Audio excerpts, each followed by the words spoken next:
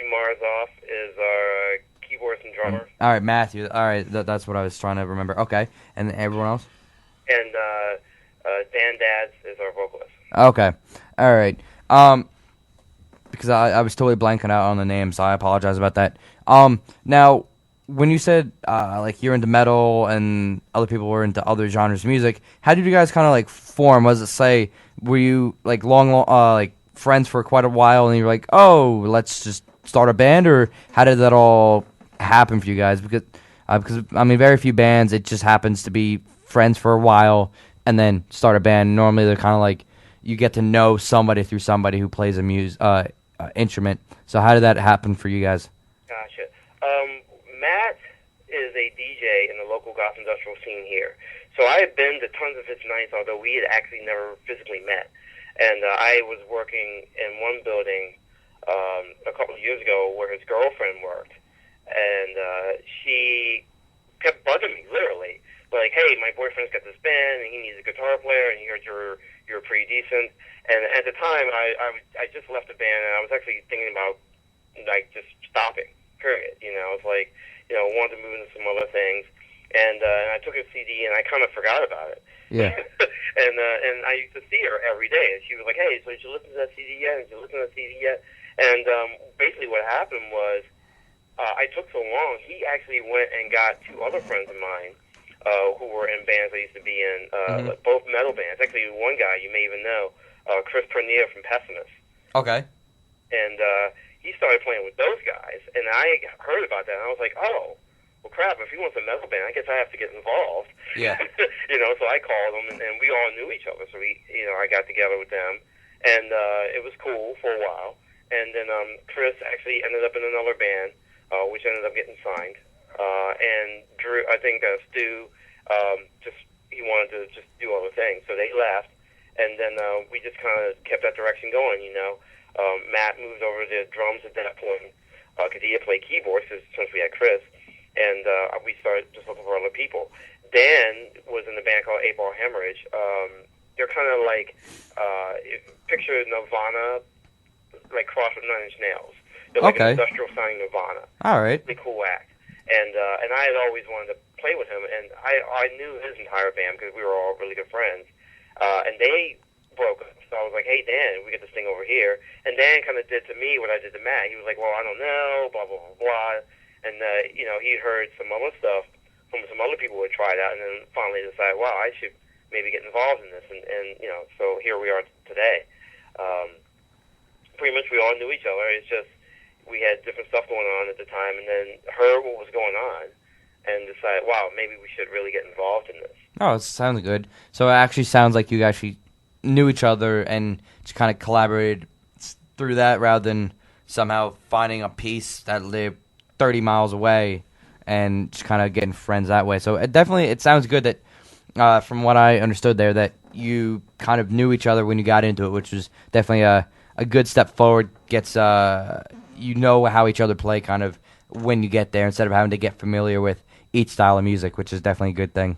It's funny because we have a running joke that Baltimore is the world's biggest small town. It really is. I mean, there's about 600,000 people who live here. It looks like a major metropolitan city, but it's really a small town in disguise. Yeah. Like, everyone knows everybody else. So sooner or later, you know what I mean? Yeah, like definitely. Everyone kind of crosses paths with everyone else. Yeah. So, and that, in the music scene here, that happens more often than not. I mean, you'll see this guy maybe 6 months ago.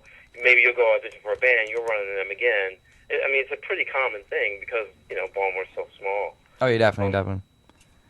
All right, well, Billy, do you have any other questions? Because I actually think I had a question not too long ago, and I just started. Oh, actually, I do kind of have a question. This one's question actually. Okay, knowing you're sort of a small local band, this is one question I've always kind of wanted to get on a perspective from someone in a local band. You do know about the whole torrenting of music, right? I'm sorry? Do you know about the torrenting of music? You know torrents? I assume that everyone has known of torrents, like LimeWire or other things of that sort. Okay, I mean, I just want to hear from a local musician's perspective. What if your music was being what if like your music was is downloaded or distributed illegally through such sites or whatever? What's your take on it? I just want to hear your opinion. I can't speak for the band, so I'm just going to speak for me for this. I say go for it. I got absolutely zero. I want to be clear about this. I have a zero issue with anyone downloading data that represents music. Because to me, it's like, I don't see how you can even put a price on that. Like, I have a huge problem with iTunes. Okay. Mm-hmm. I don't even own an iPod, because to me, if I'm going to own a piece of music, I want it on a physical form. I want the insert. I want the CD. I want something that can be held in my hand. Okay. If you're just downloading data, you're more helping me than hindering me, in my opinion. I don't know how the other guys are on that regard, but for me, I've never understood that whole, or you're stealing from me, blah, blah, blah, blah. How? How do you figure the math? I mean, it's like a CD costs you, for getting recording, $2, and I'm being kind. It's actually cheaper than it now. $2 to mass produce in quantities of 1,000. Yeah. But that person doesn't have that plastic with, the aluminum embedded. They have data.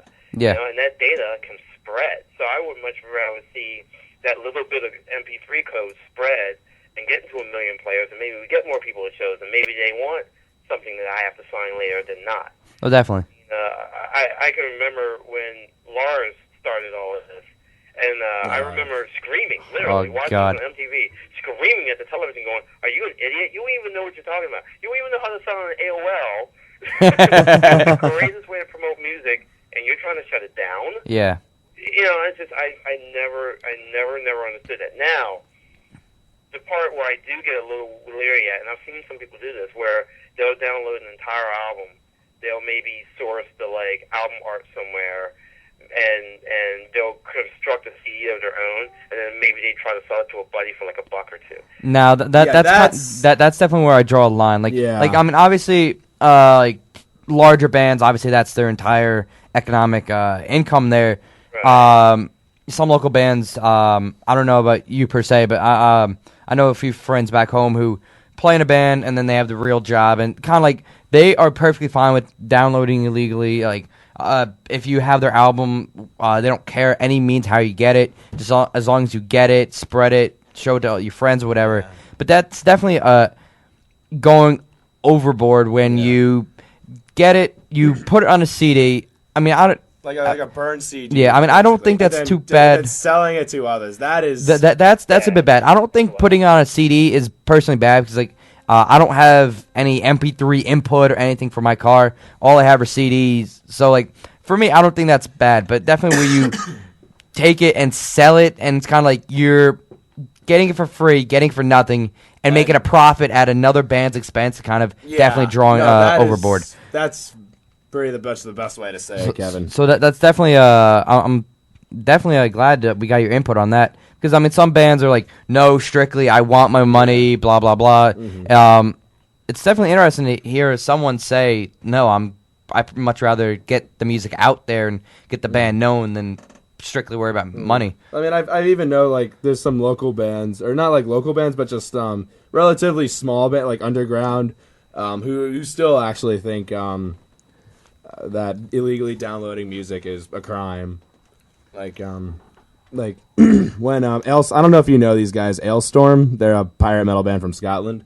When their new album actually kind of got released, it leaked on the internet early.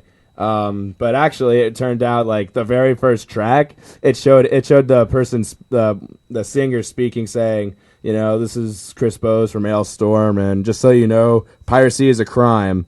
So if you're gonna listen to this, and it was. I mean, and I think what happens a lot of times is people get piracy and copying confused. I mean, piracy is when you take it and sell it as your own profit. That I'm not down with. But yeah, just copying an MP3 and sharing it with people. I mean, I remember trading tapes. Oh yeah. I wouldn't have an issue with that. So I'm I don't know why they would have an issue now. It's the same thing. Only difference is it's better quality. I mean, every time you traded a tape, it went down a couple of notches or broke or whatever. So here, whether I give you the first generation of it or the 100th generation of it, it's data. Yeah. Unless the data's corrupt, it's going to be the same. And if it's corrupt, it won't play. Exactly. I mean,